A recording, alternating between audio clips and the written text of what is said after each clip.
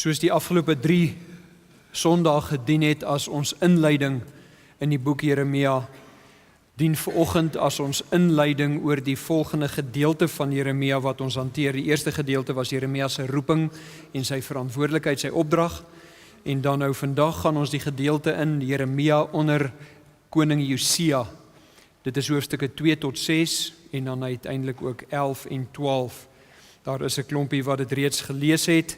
Lees gerus weer deur daai hoofstukke. Ons gaan dan nou vir die volgende klompie weke gaan ons handel met hoofstukke 2 tot 6 en 11 en 12. En vandag dan die inleiding sodat ons kan verstaan wat is die agtergrond van die profeet Josia, van die profeet Jeremia onder die koningskap van Josia. God word nie om die bos gelei deur skynheiligheid, onopregte heiligheid nie. Want God kan 'n hart evalueer. God sien verby woorde en optrede en hy kyk na die hart, wat werklik binne in die mens aan die gang is. So het ons byvoorbeeld al gesien in 1 Samuel 16 vers 7 waar Samuel gaan om 'n nuwe koning na Saul te salf en hy gaan na die vader van Dawid toe en hy kyk na die seuns van Jesse en hy sê sekerlik die oudste een moet die koning wees. Nee, dis nie hy nie. En dan die tweede en dan die derde en dan die vierde. En die Here sê uiteindelik in 1 Samuel 16 vers 7 vir Samuel, die Here kyk nie na dieselfde dinge as die mens nie. Die mens kyk na die uiterlike, maar die Here na die hart. So ook Spreuke 11 vers 20. Die wat verkeerd van hart is vir die Here 'n gruwel. En dit is die tipe van mense waarmee Jeremia moes omgaan. Mense wat verkeerd van hart was en wat vir die Here 'n gruwel was. God het aan Jeremia die opdrag gegee om hierdie mense, die nasie Juda, die 2 suidelike stamme, voortdurend, God sê vir Jeremia, herinner voortdurend hierdie 2 stamme Juda daaraan dat hulle skynheiligheid oop en bloot voor God lê. Jeremia se opdrag was om aan Juda te herhaal die waarskuwings wat God baie eeue tevore reeds deur Moses gegee het.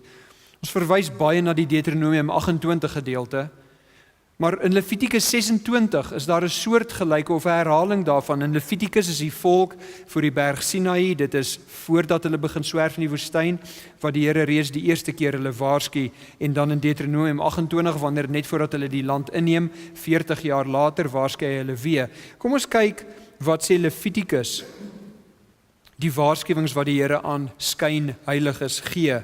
Levitikus 26 vers 14. As julle egter nie na my luister nie, sê die Here aan Israel, en nie alles doen wat ek julle beveel het nie. As julle my voorskrifte en bepalings verwerp en met minagting behandel, sodat julle nie my bevele nakom en my verbond verbreek, sal ek die volgende doen.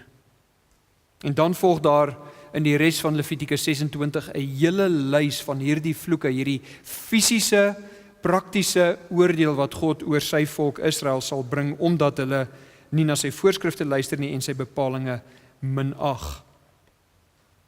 Dan in vers 33 van Levitikus 26 gaan die Here verder. Vir julle, die wat my woord minag, sal ek met die swaard uitmekaar laat jaag en julle onder die heidenasies verstrooi. Julle land sal verlate wees en julle stede puinhope. En in dieselfde gedeelte, 2 verse vroeër, maak die Here 'n skrikwekkende uitspraak. Hy sê vir Israel, ek sal geen offer van julle aanvaar nie. As julle harte nie by my is nie, kan jy bid en offer soos jy wil. Ek sal dit nie aanvaar nie, ek sal daarna nie luister nie. Hoekom is dit so? Want die Here weet wanneer mense bloot net na hom uitroep omdat hulle verligting vir hulle omstandighede wil hê. Want hy kan die hart evalueer. Hy weet wanneer mense nie opreg na hom soek nie, maar tog uitroep na hom. En Israel het nie opreg na hom gesoek nie. Maar in hierdie gedeelte, in hierdie tydsvak waarin ons nou inbeweeg, Juda onder die koningskap van Josia, het die Here wel aan hierdie vals aanbidders, hierdie skynheiliges, verligting gegee vir 'n tydperk. En hoekom doen hy dit? Hy weet Juda is vals, maar hy gee steeds aan hulle verligting. Hoekom doen hy dit? Kom ons ondersoek die omstandighede. Wat is die omstandighede? Ons gaan 4 aspekte van die lewe in gedagte hou. Wat is die geestelike omstandighede, die politiese omstandighede, die ekonomiese omstandighede en die sosiale? Dis die dinge wat elke volk elke dag raak. Geestelike omstandighede, politiese omstandighede, sosiale omstandighede en ekonomiese omstandighede. Wat is daai omstandighede in die tyd van Josia en die tyd voor Josia? Die tyd wat oploop na die bediening van die profeet Jeremia. Onthou, Jeremia het eers begin bedien tydens die koningskap van Josia. So wat is daai 4 omstandighede? Luister wanneer ons dit ondersoek en word weer eens oorweldig deur God se vermoë om alle wêreldgebeure te koördineer. Sien raak hoe God alles uitvoer wat hy vooraf bepaal het om te gebeur, en let op dat God konings en nasies beheer, en dat hy, God, skep en vernietig en seën en straf. Daar is 3 wêreldryke wat van belang is in hierdie tydperk. En die tydperk waarna ons gaan verwys is 900 voor Christus tot 600 voor Christus. Josia begin 632 voor Christus as koning te heers. Jeremia begin 623 as profeet, 627 as profeet op te tree.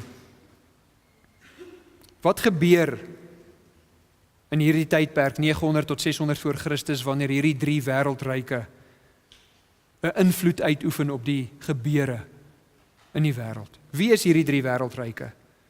Dit is Assirië met hulle hoofstad Ninive.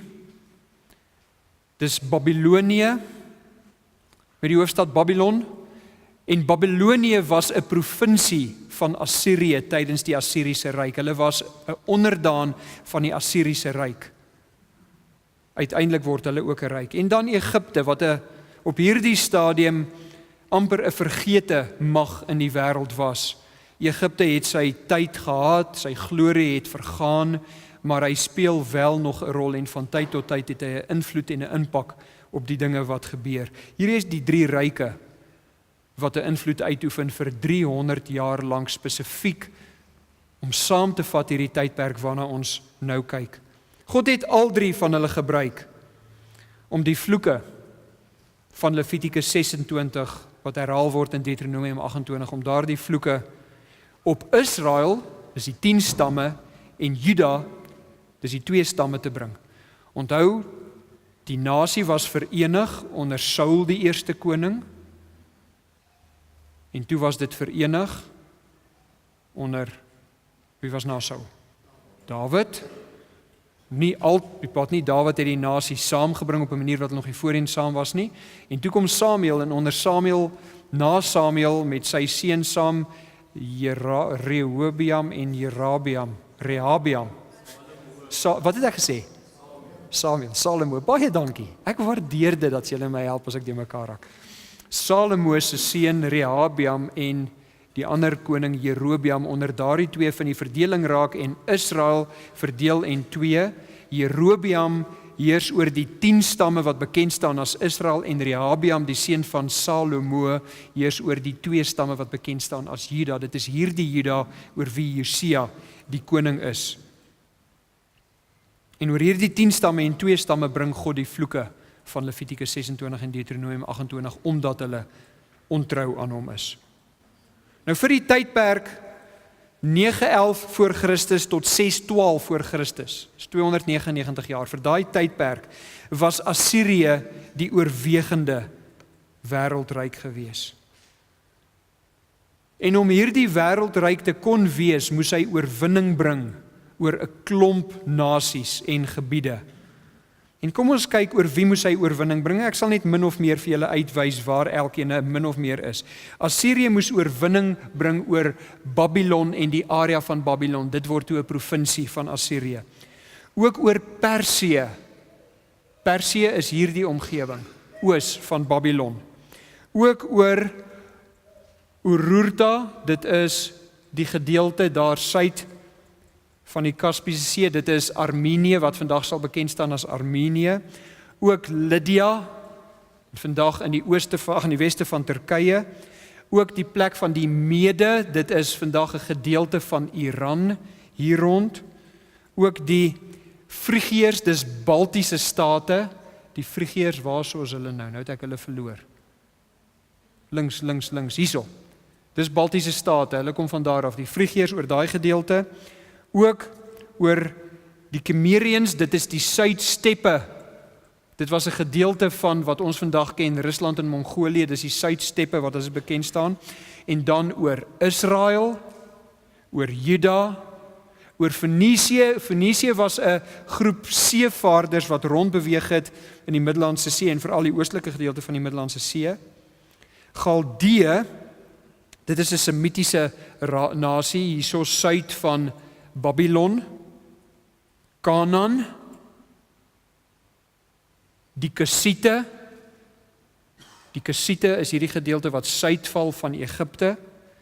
Arabië en Egipte self. Al hierdie nasies moes deur die Assiriese ryk oorweldig en uiteindelik onderwerp word vir hulle om 'n ryk te kon wees. Nou 100 jaar voor die tyd van Josia en Jeremia. 722 voor Christus. 100 jaar voor die tyd van Josia en Jeremia. Het God hierdie nasie Assirië gebruik om die finale uitspraak oor die 10 noordelike stamme te bring en in 722 word hulle finaal onderwerp en weggevoer en hulle word weggevoer noord en oos. En die 10 stamme Israel is versprei deur Assirië. Ons lees daarvan in 2 Konings 17.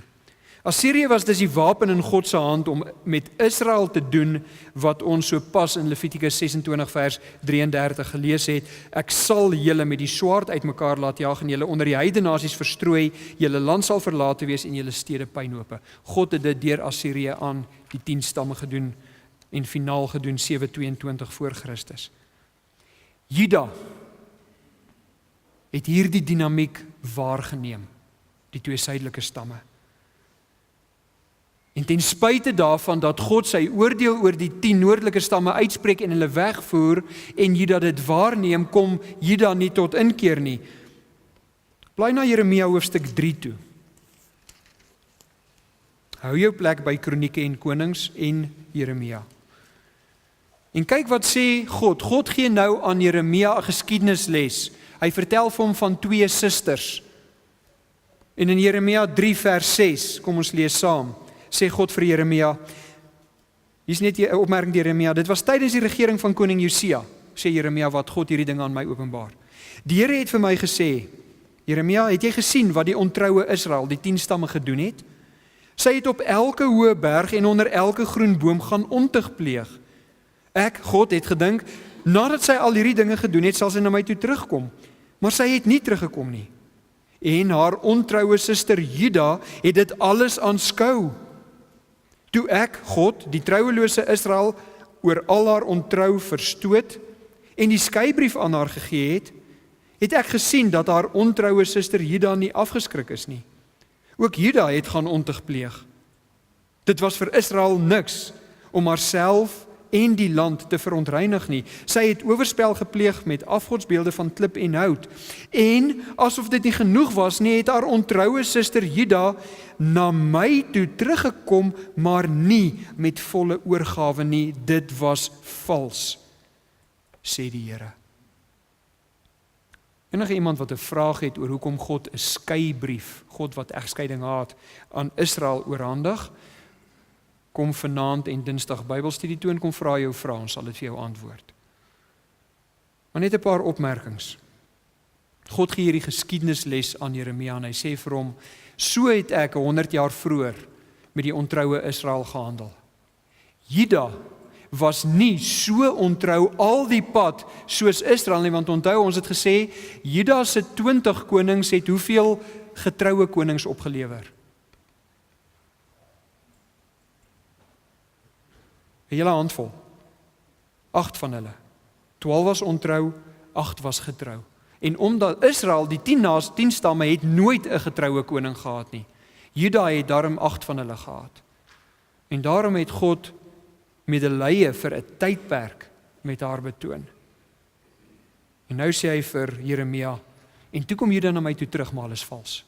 Dis nie opreg nie. Nou kyk hoe volg Juda, die 2, uiteindelik dieselfde pad van Israel, die 10, soos Jeremia hier verwys.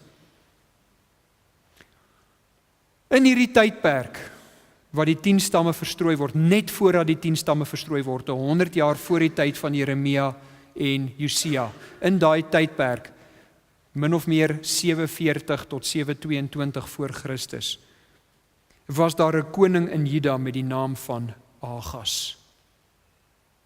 4 konings voor Josia. Hierdie koning Agas van Juda is 'n slegte koning, hy is ontrou aan die Here, en hy word aangeval deur 'n koning van Israel. Onthou, Israel is nog nie weggevoer nie, hulle is eers 722 weggevoer, hierdie is voor die tyd van 722. Israel, die 10 stamme se koning met die naam van Peka, val Juda, die 2 stamme binne, en saam met Peka kom die koning van die Arameërs van Damaskus, en sy naam is Rezin. Rezin en Peka, Rezin van die Arameërs en Peka van die Israeliete, val Juda binne, terwyl Agas koning van Juda is. Nou beplan Agas om hulp in te roep. Die profeet Jesaja kom na Agas toe. Hierdie is min of meer 150 jaar voor Jeremia. 100 na 150 jaar. Die profeet Jesaja predik in die tyd van Agas en hy kom na Agas toe en hy waarsku hom om by die regte plek te gaan raad soek, by God. En in Jesaja 7 vers 1 lees ons: In die tyd van Agas, seun van Jotam en kleinseun van Usia, koning van Juda, Usia was een van die goeie konings, het die Arameese koning Rezin en die Israelitiese koning Peka, seun van Remalia, 'n veldtog teen Jerusalem onderneem. Die veldtog het egter op niks uitgeloop nie. Die berig dat die Arameërs, daardie klomp, die berig dat die Arameërs reeds in die Israelitiese gebied in Efraim kamp opgeslaan het vir Agas, die koning uit die geslag van Dawid in Jerusalem bereik, en Agas en sy volk het baie bang geword. Hulle het gebewe soos die bome van die bos in die wind bewe. Die Here het toe vir Jesaja gesê: Vat jou seun Shear-Jashub saam en gaan ontmoet vir Agas op die pad na die Blykveld toe by die punt van die kanaal uit die boonste dam. En Jesaja, sê die Here, sê vir Agas: bedaar, bly kalm, moenie bang wees nie. Moet jou nie ontstel oor hierdie 2 stukke brandhout nie. Hulle rook net. Moenie bang wees vir die dreigemente van Rezin en sy Arameërs en van Peka, die seun van Remalia nie. En nou kan jy blaai na 2 Kronieke 28.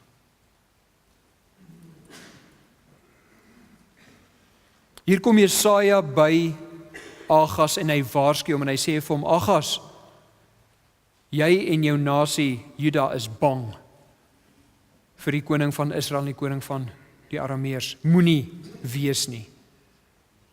Dis wat Jesaja die profeet vir Agas sê, maar kyk wat doen Agas. Vers 16 van 2 Kronieke 28. In die tyd het koning Agas laat hulp vra by die koning van Assirië. Die Edomite, dit is die afstammeling van Esau, hierso is Edom, uit die suide, die afstammelinge van Esau, hier is die afstammelinge van Jakob, Israel en Juda. Die Edomite het weer gekom en Juda verslaan en gevangenes weggevoer. En die Filistyne het deur die Laagveld en die suidland van Juda 'n strooktog gemaak en self stede beset en daar gaan woon. So nou sien ons dat nie net Israel en die Arameërs nie, maar ook die Edomite en die Filistyne Juda kom bedreig. Vers 19 van 2 Kronieke 28. Dit was oor koning Agas van Juda dat die Here Juda hierdie vernedering aangedoen het, want Agas het die verdorwenheid in Juda vrye teels gegee. Hy was nie 'n goeie koning nie en hy was ontrou teenoor die Here. Koning Tiglat-Pileser van Assirië, die wêreldryk, het opgetrek, maar teen Agas. Agas het vir Assirië gaan hulp vra teen hierdie nasies en nou kom die koning van Assirië en hy kom bring moeilikheid na Agas toe. Hy het Agas nie kom help nie, maar sake vir hom nog moeiliker gemaak. Vers 21. Agas het van die huis van die Here die paleis en die amptenare goud gevat. So hy vat goud uit die tempel uit, goud uit die paleis uit en goud van die mense af. Agas. En dit vir die koning van Assirië gegee om daai koning kalm te maak, maar dit het nie gehelp nie. Toe dit so sleg met Agas gaan, was hy, die koning Agas, nog verder ontrou teenoor die Here. Hy het offerandes gebring vir die gode van Damaskus, wat hom verslaan het. En hier was sy redenasie. Die gode van die Arameese konings het die Arameërs gehelp teen my. Nou bring ek vir daardie gode offerandes dat hulle my ook kan help. Maar die gode het Agas se val en die van die hele Israel verhaas. Nou gaan Agas so waar nog 'n stap verder, vers 24. En Agas het die gereedskap van die huis van God in die tempel byeengebring en die gereedskap van die huis van God stukkend geslaan en die deure van die huis van God toegesluit en vir hom altare gemaak op elke hoek in Jerusalem. Die tempel was die plek van aanbidding. Hy maak die tempel se deure toe nadat hy die tempel geplunder het, sodat hy die koning van Assirië kan kalm hou. En nou rig hy altare in Jerusalem op sodat die mense nie meer in die tempel gaan aanbid nie, maar oral in Jerusalem waar hulle kom by altare. Agas weier om te doen wat Jesaja vir hom kom sê het om te doen. Hy weier om God se hulp te vra. Hy roep Assirië se hulp in en hy begin afgode dien en hierdie selfde Assirië voer binne 'n paar jaar van nou af, voer hy die 10 stamme weg en die nasie Juda, die 2 stamme sien dit. Dit is wat ons gelees het in Jeremia 3. Juda sien dit, maar kom nie tot inkeer nie. En omdat die koning van Assirië nou gekom het en Juda onderwerp het, nou sê die koning van Assirië vir Juda, o ja, en dankie vir die goud, dankie vir die tempeltoerusting wat julle vernietig het en vir my gegee het, die goud vir my gegee het, maar nou gaan julle elke jaar om my belasting ook betaal. Julle is een van my provinsies. Ons sien hoe ontrou Juda en haar koning was, en dat Israel wel deur Assirië weggevoer word, en nou verwag ons dat dieselfde met Israel sal gebeur, nadat wat Agas gedoen het. Onthou aan die begin het ons die vraag gevra, hoekom God tydens die tyd van koning Josia, 100 jaar voor die tyd van Josia, hoekom God tydens die tyd van Josia, 100 jaar nadat hy die 10 stamme weggevoer het, nog genade aan Juda wys, 100 jaar later nog genade aan Juda wys? Hier is 'n deel van die antwoord. Die koning van Juda, Hizkia, vader van hierdie slegte Agas van wie ons sopas gelees het ongeveer, wat het ek gesê, vader, die kind. Hizkia, die kind van Agas, die slegte ou. Het ongeveer 20 jaar later, nadat die koning van Assirië gesê het, Juda moet hier die maandelikse losprys of jaarlikse losprys aan hom betaal. Hierdie Hiskia het 20 jaar later opgehou om daardie belasting aan die koning van Assirië te betaal. En die vraag wat ons kan vra is, hoekom is hy so braaf? Hoekom hou hy op om hierdie belasting aan die koning van Assirië, die koning van die wêreldryk, te betaal? Wel, die antwoord is, daar was probleme in die ander dele van die Assiriese ryk. En dit het die ryk verswak. Hier is 'n reusagtige wêreldryk met baie provinsies en elkeen van hierdie provinsies word opgemaak uit mense wat nie Assiriërs is nie. En hierdie mense begin in opstand te kom. Met hierdie verswakking sien 'n klomp van die provinsies hulle kans om vry te kom van die verdrukking van die Assiriese ryk en die koning van Assirië en van die belastings wat elkeen van hierdie provinsies moet betaal. En verskeie provinsies hou nou op om hulle belasting te betaal, ook Juda onder Hiskia. Met die hoop dat as hulle belastinggeld weghou, gaan die koning van Assirië nie sy soldate kan betaal nie, dan gaan daai soldate nie wil veg nie en dan gaan hierdie wêreldryk in duie stort en dan is hierdie klomp provinsies vry. Dit was die hoop. Maar koning Sanherib van Assirië het gou hierdie opstand van hierdie provinsies onderdruk en toe skuif hy sy fokus na Juda toe. Die Assiriese weermag trek op en hulle gaan beleer Jerusalem en raai wat gebeur nou. Bly nou na 2 Konings toe. Moenie jou plek in Kronieke weggooi nie. Bly na 2 Konings 18 toe. Die Assiriese koning vat sy soldate en hy trek op na Jerusalem toe in die tyd van Hiskia, die seun van Agas. 2 Konings 18 vers 28. Toe gaan staan die hoofadjudant van Assirië, die leier van, of die onderdaan van die koning, die hoofadjudant, gaan staan in Jerusalem, op die muur van Jerusalem, en hy skree hard in Judees, sodat die mense dit kan verstaan. Skree hierdie Assiriër, luister wat die groot koning sê, die koning van Assirië, so sê die koning, moenie dat Hiskia, julle koning, julle mislei nie. Hy kan julle nie uit my mag red nie.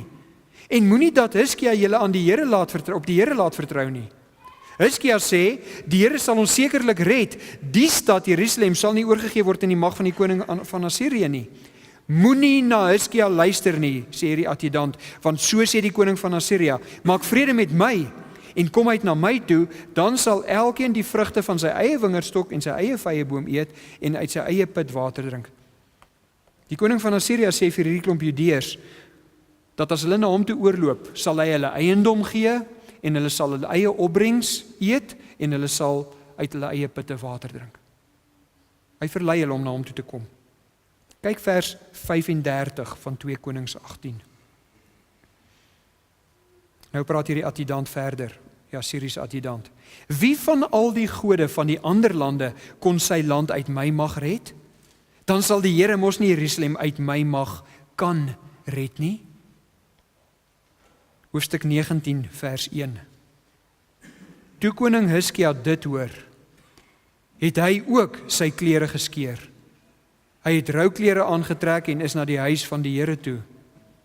Daarna stuur Hiskia die paleisbestuurder Eliakim en die staatssekretaris Sebna en die leiers van die priesters, almal in rouklere, na die profeet Jesaja, seun van Amos. En hierdie afvaardiging het vir Jesaja gesê, so sê Hiskia, dit is 'n dag van rou.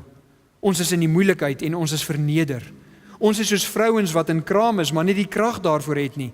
Miskien sal die Here, u God, Jesaja, let op die woorde van die hoofadjudant wat deur die Assiriese koning gestuur is, om die lewende God te smaad, uit te tart. En miskien sal die Here, u God, hulle straf oor wat hy moes aanhoor. Bid tog Jesaja vir die klompie van ons wat nog oor is.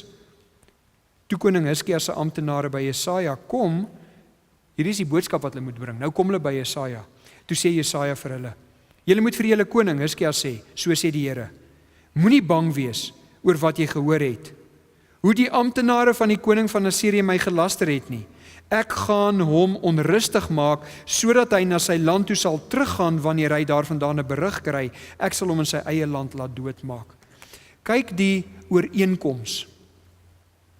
Jesaja gaan na Agas toe, Hiskia se pa, en sê vir hom, moenie bang wees vir die koning van Aram en die koning van Israel nie. Hulle gaan nie oorwin nie. En Agas sê, ek is bang, ek gaan hulp inroep van die koning van Assirië. Nou is Hiskia onder die juk van daai koning van Assirië, en hy hou op om sy belasting te betaal, en nou kom die weermag van Assirië en hulle beleer Jerusalem, en Hiskia stuur iemand, die profeet kom nie na hom toe nie, hy stuur iemand na die profeet toe en sê vir die profeet, bid tot die Here. Kyk die kontras in optrede. En die profeet sê vir hom dieselfde, moenie bang wees vir die koning van Assirië nie. Die verskil is, die koning van Aram en die koning van Israel was baie kleiner magte as die koning van Assirië. En Agas het gevrees en Hiskia vrees nie. Vers 15 van 2 Konings 19. Toe sê Hiskia, of toe het Hiskia tot die Here gebid en gesê, Here God van Israel, U wat oor die gerub stroon, U alleen is God oor al die koninkryke van die aarde. U het die hemel en die aarde gemaak. Hoor tog Here, luister, kyk tog Here, let tog op. Hoor tog wat Sanherib gesê het. Hy het U, die lewende God, in sy boodskap beledig. Vers 20. Jesaja seun van Amos, Jesaja die profeet, het vir Hiskia die koning 'n boodskap gestuur. So sê die Here, die God van Israel, ek het jou gebed oor koning Sanherib van Assirië verhoor. En nou praat God met hierdie koning van Assirië. Vers 28. Omdat jy, koning van Assirië, dit gedoen het, omdat ek, God, jou verwaande woorde moes aanhoor, sit ek 'n hak deur jou neus en 'n stang tussen jou tande en ek lei jou terug op die pad waarmee jy gekom het. Vers 32. Daarom, so sê die Here oor die koning van Assirië, hy sal nie in die stad inkom nie. Hy sal nie 'n pyl hier afskiet nie, nie 'n skild in die stad optel nie en nie 'n beleringswal daarteen gooi nie. Vers 35. Daardie nag het 'n engel van die Here gegaan en 185.000 man in die Assiriese kamp doodgemaak. Een engel. Toe die Assiriërs die môre vroeg opstaan, lê die lyke almal daar. Die koning Sanherib van Assirië het toe kamp afgeslaan en hy is terug Ninive toe en het daar gebly. En dan die volgende vers 37 is 20 jaar later. Let op mense, God se tydsverloop is anders as ons sinne. 20 jaar later, vers 37, terwyl koning Sanherib van Assirië op 'n dag in die tempel van sy god Nisrok aanbid het Adramelek en Sareser hom met swaarde doodgesteek. Hulle het na Ararat toe gevlug en Sanherib se seun Asarhaddon het hom as koning opgevolg. En hierdie is dan die vervulling van die profesie wat ons in 2 Konings 19 vers 7 gelees het, dat God gesê het, ek sal hom na sy eie land toe terugstuur en daar sal hy doodgemaak word. En dit was eers 20 jaar later. God het Agas, Hiskia se pa, gestraf deur middel van Assirië. Dit is die vloeke van Deuteronomium 28. God het Hiskia, Agas se seun, geseën deur Assirië te verslaan. Dit is die seën van Deuteronomium 28. Maar na Hiskia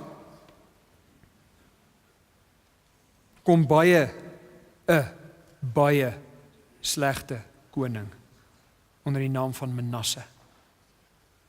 En Assirië se mag begin weer toeneem. En Juda moet weer begin belasting betaal. Slegte koning, vloeke van Deuteronomium 28, Israel se vyande word weer sterker. Assirië bereik tydens hierdie tydperk van Manasse die absolute top van haar mag tydens die koningskap van Manasse en Manasse se seun Amon. As Manasse en Amon so sleg was en Assirië die toppunt van sy mag bereik tydens hulle tyd, Hoe gebeur dit dat so 'n magtige ryk soos Assirië kan begin struikel? Die antwoord is, want God is in beheer van nasies. Elke nasie. En God het lank al terug vir Assirië gewaarsku wat hy met haar gaan doen as sy in trots teen hom, die God van Israel, opstaan. In Jesaja 10 vers 5, langer as 100 jaar voordat God Assirië begin straf, het Jesaja vir Assirië gewaarsku. En Jesaja het geprofeteer, Jesaja 10 vers 5, ellende wag vir Assirië. Assirië, die stok waarmee ek God sal straf, die werktuig van my toorn. Ek stuur Assirië teen die goddelose nasie, dit is Israel. Ek beveel hom op te trek teen die volk vir wie ek kwaad is, om hulle te gaan beroof en te plunder, om hulle te vertrap soos modder in die strate. Maar dit is nie wat Assirië in gedagte gehad het nie, ook nie wat hy beplan nie. Sy bedoeling is om te vernietig, om baie nasies uit te roei. Hy, dit is Assirië, vra, is al my vorste nie konings nie? Het dit nie met Kalne gegaan soos met Karkemis nie, met Gamat soos met Arpad nie, met Samaria soos met Damaskus nie? Ek, Assirië, het nog altyd die koninkryke van ander gode ingeneem, gode wie se beelde meer was as die van Jerusalem en Samaria. As jy, daar was gode wat sterker was as die God van Samaria en van Jerusalem. Sal ek, Assirië, nie met Jerusalem en sy gode kan doen wat ek met Samaria en syne gedoen het nie? En nou praat Jesaja weer in vers 12. Maar wanneer die Here alles wat hy op Sionsberg en in Jerusalem wil doen afgehandel het, sal hy, God, die koning van Assirië straf oor sy trots en sy selfversekerdheid. God sê, ek rig nasies op, en wanneer daai nasies op hulle eie trots begin opereer, sal ek hulle tot 'n val bring in my tyd. Nou, hoe het God vir Assirië gestraf? Die profeet Nahum skryf 30 jaar voor God dit doen, skryf hy daaroor, profeteer hy daaroor. Binne Assirië was 'n rebelse provinsie met die naam van Babylon. Babylon was onder die beheer van die broer van die koning van Assirië. Die koning van Assirië het sy broer gestuur om Babylon te beheer. Ongeveer 650 voor Christus. Onthou, die 10 stamme weggevoer 722. Jesaja het in daai tyd geprofeteer. Nou is dit 72 jaar later, ongeveer die jaar 650 voor Christus, kom Babylon en 2 ander provinsies in opstand teen die staat Assirië. Maar die koning van Assirië onderdruk daai opstand redelik vinnig. Hierdie oorlog laat die staat egter verswak en toe die Assiriese koning, die naam van Ashurbanipal, 'n latere ene, sterf in 627 voor Christus. Dit is tydens die 13de regeringsjaar van koning Josia en dit is die jaar wat Jeremia begin profeteer. Die koning van Assirië, die laaste sterk groot koning van Assirië, Ashurbanipal, sterf in 627. Kom Babylon weer in opstand onder die leiding van die militêre hoof van Babylon en sy naam is Nabopolassar, die pa van Nebukadneser. So toe Babylon in opstand kom, toe was Nebukadneser reeds besig om groot te word as 'n jong man. Al die provinsies verklaar nou hulle onafhanklikheid tydens hierdie tyd, want koning van Assirië sterf in 627, Babylon kom weer in opstand, 'n klomp provinsies kom saam met in opstand. Babylon se militêre leier Nabopolassar is baie effektief, hy breek vry en al die provinsies, al hierdie groepe begin hulle onafhanklikheid verklaar, ook Juda onder Josia. Onthou ons vraag, hoekom seën God die skynheilige Juda waarvan ons in Jeremia 3 gelees het, tydens die koningskap van Josia? Hoekom seën hy hierdie skynheilige nasie? Josia word koning in 640 voor Christus. Hy's 8 jaar oud. 8 jaar later, toe hy 16 is, in die jaar 632, verander omstandighede vir Josia en begin hy die omstandighede vir Juda verander. Wat gebeur? Gaan terug na 2 Kronieke 34 toe. Ek het julle gevra om julle plek daar te hou. As jy jou Bybel toegemaak het, was jy ongehoorsaam. 2 Kronieke 34. Vers 3. In die 8ste jaar van sy regering, hy is nou 16 jaar oud, toe hy nog 'n jong man was, het Josia begin om die God van sy voorvader Dawid te dien. En in die 12de jaar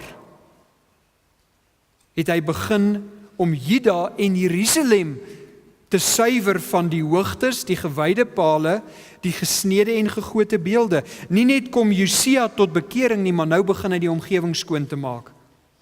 Hy het persoonlik toegesien dat die altare van die Baals vernietig word en net die wierookaltare wat bo aan die Baal altare gestaan het, laat stukkend slaan. Onthou, hy is 'n jong man, hy is nou in die omgewing van 20 jaar oud. Die gewyde pale en die gesnede en gegote beelde het hy stukkend gebreek, fyn gemaal en oor die grafte van die wat vir hulle offerandes gebring het gestrooi. Die bene van die afgodspriesters het hy op hulle eie altare laat verbrand. So het hy Juda en Jerusalem skoon gemaak en ook die stede van Manasse, Efraim en Simeon. Dit is dele van Israel, mense van die vorige 10 stamme. Hy gaan noord en hy maak daar ook skoon. Vers 7. Hy het dwars oor die gebied van Israel altare afgebreek, gewyde pale en beelde in stukkies gekap en al die wierookaltare stukkend gebreek. Daarna is hy terug Jerusalem toe. Nou teen die tyd dat Ashurbanipal van Assirië sterf, 627, heers Josia vir 13 jaar en is hy 21 jaar oud.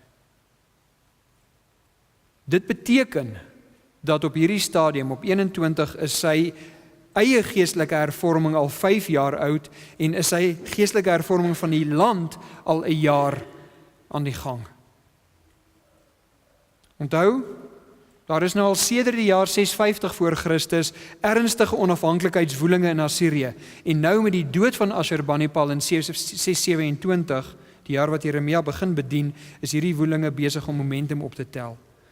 Die vraag wat ons nou moet vra, is al hierdie gebeure se samevloei toevallig?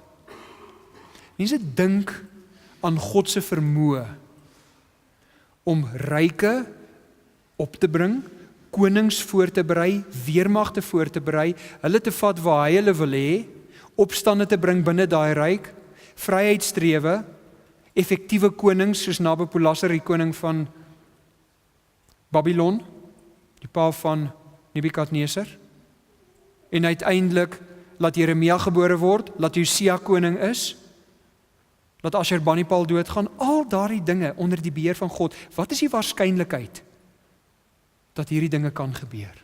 Dit is onberekenbaar. Ek het gaan somme maak om die waarskynlikheid, ek het gaan opsoek wat die waarskynlikheid is. Dis soveel nulletjies is wat jy nie eers kan aandink nie. Dis onmoontlik tensy dit God is wat dit doen en bestuur en beheer. Hierdie dinge is nie toevallig nie. God het beloof in Deuteronomium 28 dat indien daar gehoorsaamheid is, hy sal seën.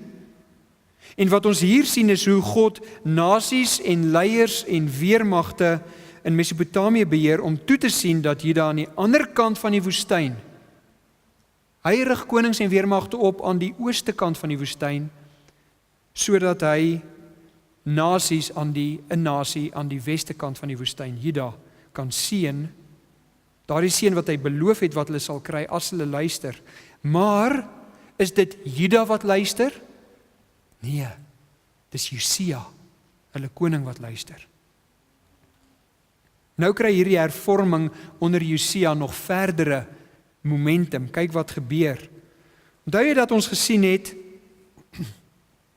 in 2 Kronieke 28 vers 24 dat koning Agas, wat 4 konings voor Josia was, die deure van die tempel gesluit het. Onthou jy, ons het gesien, hy die tempeltoerusting vernietig, het aan die koning van Assirië gegee en die deure toegemaak en altare oor Jerusalem opgehef.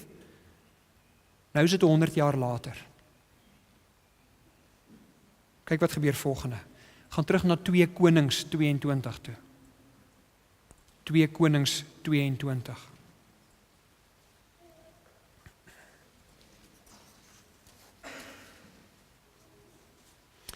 In die 18de jaar, vers 3, 2 Konings 22 vers 3. In die 18de jaar van sy regering, Josia is nou 26 jaar oud, het Josia, die staatssekretaris Safan, seun van Asalia, seun van Mesulam, na die huis van die Here toegestuur, na die tempel toegestuur, met die opdrag, gaan na die hoofpriester Gilkia toe, en laat hy die geld gereed kry wat ingebring is vir die huis van die Here, die geld wat deur die drempelwagte by die volk ingesamel is. Die geld moet oorhandig word aan die mense wat vir die werk van die huis van die Here moet sorg. Hulle moet daarmee die werkers betaal wat die huis van die Here moet herstel. Agas, 4 konings vroeër, het die tempel skade gedoen, die deure gesluit. Nou sê Josia, vat geld wat by die volk ingesamel is en sorg dat die tempel herstel word. Josia sê, ons het nou die afgodsaltare afgebreek, nou moet ons die aanbiddingsplek van God weer regkry. Nou ons sien nie net het Josia die afgoderry begin uitroei nie, maar hy gaan verder en hy sorg dat die tempel wat in onbruik verval het nou herstel word. En tydens hierdie herstel, kyk wat gebeur volgende, vers 8 van 2 Konings 22. Die hoofpriester Gilkia sê toe vir die staatssekretaris Safan, ek het die wetboek in die huis van die Here gekry. Hy het die wetboek aan Safan oorhandig en die het dit gelees en by die koning gaan verslag doen. En gesê, u amptenare het die geld wat hiervoor in die tempel beskikbaar was uitgetel en dit oorhandig aan die mense wat vir die werk aan die huis van die Here moet sorg. Die staatssekretaris Safan het ook aan die koning die mededelings gedoen en gesê, die priester Gilkia het my 'n boek gegee en Safan het vir die koning gelees wat daarin staan. Toe die koning Josia hoor wat die wetboek sê, het hy sy klere geskeur en opdrag gegee aan die priester Gilkia, aan Agikam seun van Safan, aan Akbor seun van Micha, aan die staatssekretaris Safan en aan Asaja die hoofamptenaar van die koning. En nou sê die koning, gaan raadpleeg die Here namens my en namens die hele volk Juda. Raadpleeg hom oor die inhoud van hierdie boek wat gekry is. Ons voorvaders was ongehoorsaam aan die eise van hierdie boek en het nie gehandel in ooreenstemming met alles wat daarin staan nie.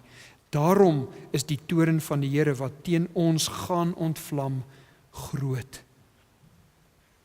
Josia sê namens homself as koning en die volk Juda dat hy verstaan dat die Here die vloeke van Deuteronomium 28 wat hy so pas gehoor het op hulle moet bring as hy getrou is. Maar dat hy nou ook gehoor het hoe hierdie vloeke afgeweer kan word. Lees hoofstuk 23 vers 1. 2 Konings 23 vers 1. Die afvaardiging het so aan die koning gerapporteer en hy het al die leiers van Juda en Jerusalem by hom laat bymekaar kom. Daarna is die koning na die huis van die Here toe met al die mense van Juda by hom en ook die inwoners van Jerusalem en die priesters en die leviete, al die mense groot en klein. So nou vat hy die geestelike leiers, die politieke leiers en die mense saam met hom na die tempel toe. Daar het hy alles aan hulle voorgelees wat in die boek van die verbond gestaan het, wat in die huis van die Here gekry is. Toe het die koning op sy plek gaan staan en 'n verbond met die Here gesluit en beloof om die Here te volg en sy gebooie en verordeninge en voorskrifte met sy hele hart, dis die koning, né? Met sy hele hart en siel te gehoorsaam en om die bepalings van hierdie verbond soos dit in hierdie wetboek vasgelê is na te kom. En kyk daar, die hele volk het die verbond aanvaar. Maar dit raak egter baie gou duidelik dat Josia se verbond met die Here opreg is, maar dat die volk se veranderinge net veldiep is. Onthou julle wat ons gelees het in Jeremia 3 vers 10? Die volk was nie opreg in dit wat hulle gesê het nie. 2 Konings 23 vers 4. Koning Josia het aan die hoofpriester Gilkia, aan die priester net onder hom en aan die drempelwagte opdrag gegee om uit die tempel van die Here al die goed te bring wat vir Baal en Asherah en al die gelyktes langs die Kedron, en al die hemelliggame gemaak is. Kan jy glo, in die tempel van die Here is hierdie goeders. Hulle moes dit verbrand buite Jerusalem en op die gelyktes langs die Kedron en die as na die Bet-El toe vat. Josia het die afgodspriesters afgesit wat deur die konings van Juda aangestel is en wat offers gebring het op die hoogtes in die stede van Juda en in die omgewing van Jerusalem. Hy het ook 'n einde gemaak aan die wat geoffer het vir Baal en vir die son en die maan en die diererem en al die ander hemelliggame. Hy, dit is koning Josia, het die Asherah uit die huis van die Here laat bring na die Kedronspruit buite Jerusalem, dit daar laat verbrand en laat fynstamp. Die as het hy laat weggooi op die grafte van die gewone mense. Hy het die manlike prostituie se kamers by die huis van die Here laat afbreek, waarin die vroue klere geweef het vir die diens van Asherah. Verder het Josia al die priesters uit die stede van Juda laat bring en die hoogtes waarop die priesters geoffer het laat ontwy van Geba af tot by Berseba. Hy het die hoogtes wat by die poorte was laat afbreek. Ons begin nou verstaan hoekom God beloof het dat hy Juda sal seën met vrede tydens die koningskap van Josia. Dit was vir Josia se onthaalwe.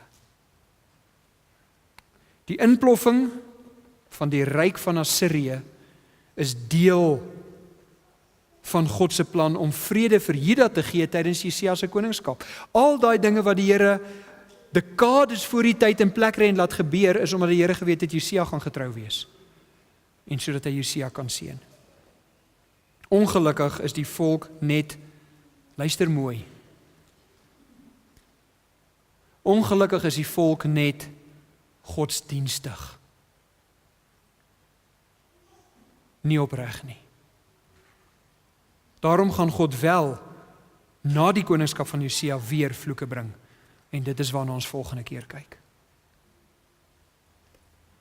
Watter lesse kan ons sover leer vanuit Jeremia tydens die koningskap van Josia?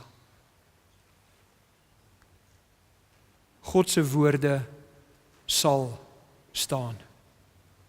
En daarvoor sal hy konings en koninkryke beweeg soos hy wil.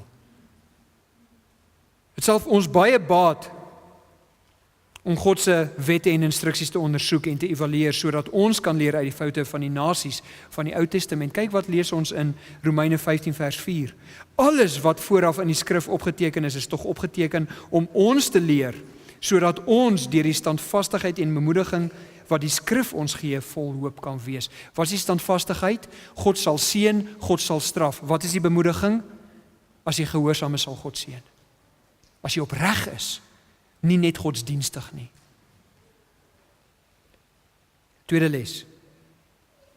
'n heilige koning beteken nie 'n heilige nasie nie. Geestelike ouderlinge verseker nie 'n opregte gemeente nie. 'n handjievol Christene verseker nie 'n heilige samelewing nie. Maar onheilige geestelike leiers versnel die verval van die kerk. Soos ons gesien het in Jeremia. Jeremia 5 vers 31 sê, die profete profeteer vals en aan hulle sy oefen die priesters mag uit en my volk wil dit so graag hê. Derde les. Veldiep Christene kom voor as Christene solank hulle binne die Christen dinamiek beweeg. Jy het dit al baie gesien. Dit is maklik om soos 'n Christen te lyk wanneer jy omring word met ware Christene. Jy praat soos hulle, jy doen soos hulle. Jou toets sal kom wanneer jy jou man moet staan. Met net jou eie verhouding met God as krag en ondersteuning. Dis wanneer jy mense sien val. Vierde les. Skyn heilige optrede sal nooit permanent wees nie. Ergens langs die pad van jou lewe sal jou ware klere wys en tipies wanneer daar druk op jou is. Hierdie gebeur veral wanneer jy begin swaar kry. Vyfde les. Voorspoed in jou omstandighede bewys nie dat dit God se seën is nie. Ek wil hê jy moet mooi lees. Voorspoed in jou eie omstandighede bewys nie God se seën nie. Dit wys genade. Juda het seën ervaar, maar dit was op die rug van Josia se gehoorsaamheid en heiligheid. Dit was genade. Daar's verskeie Ou Testament voorbeelde hiervan. Ek gaan vir julle net 2 gee. In Genesis 30 vers 27 is Jakob by Laban gewees, sy oom, en Laban sê vir Jakob: "As ek nou guns in jou oë gevind het, Jakob, ek het waargeneem dat die Here my om jou ontwil seën." Ons sien later in Genesis 39 vers 5 die tyd van Josef. En vandat Farao Josef aangestel het oor sy huis en oor alles wat in sy besit was, het die Here die huis van die Egiptenaar geseën ter wille van Josef. Ja, die seën van die Here was by alles wat syne was, in die huis en op die veld. En selfs die Nuwe Testament verwys daarna. Selfs in 'n huwelik waar daar 'n ongelowige is, 'n ongehoorsame is, beloof die Here dat sy seën op die gelowiges sal veroorsaak, dat selfs die ongelowige wat ervaar? Genade. Genade ervaar. 1 Korintiërs 7 vers 14 sê dit so: want die ongelowige man is geheilig deur sy gelowige vrou, en die ongelowige vrou is geheilig deur haar gelowige man, want anders sou julle kinders onrein wees, maar nou is hulle heilig. Wat die Here sê, as daar een gelowige in 'n huwelik is, en mag dit nooit so wees, dat 'n gelowige met 'n ongelowige trou nie. Maar as daar een gelowige is, dan sal die Here die ongelowige genade wys en die kinders genade wys ter wille van die gelowige. So weer eens, jou voorspoed is nie 'n bewys van seën nie. Dit is dalk net 'n bewys van genade. Ondersoek jouself om te sien watter een die geval is. Die laaste les. God se genade is net so alomteenwoordig soos God self. Wanneer daar erkenning en belydenis is, volg vergewing en herstel kort op 'n hake. Dit vul ons weer eens met hoop en verwondering dat 'n heilige God bereid is om vervalle mense te herstel en in stand hou. Mag dit die boodskap wees wat jy hierdie week met jou saamdra. As daar dinge in jou lewe is wat nie in plek is nie, kry jouself reg met God. Sy genade is groot. Sy seën is aanhoudend. Sy liefde vir die mensdom onberekenbaar. Vader, U is vir ons goed, ons is dankbaar daarvoor. Dankie vir hierdie les wat ons kan leer uit die tydperk van Jeremia en Josia. Vader, mag hierdie dinge in ons binneste insak. Mag ons wese daarmee gevul word. Ons kan U vertrou. U sal straf wanneer daar ontrou is. U sal seën wanneer daar ware heiligheid is. Amen.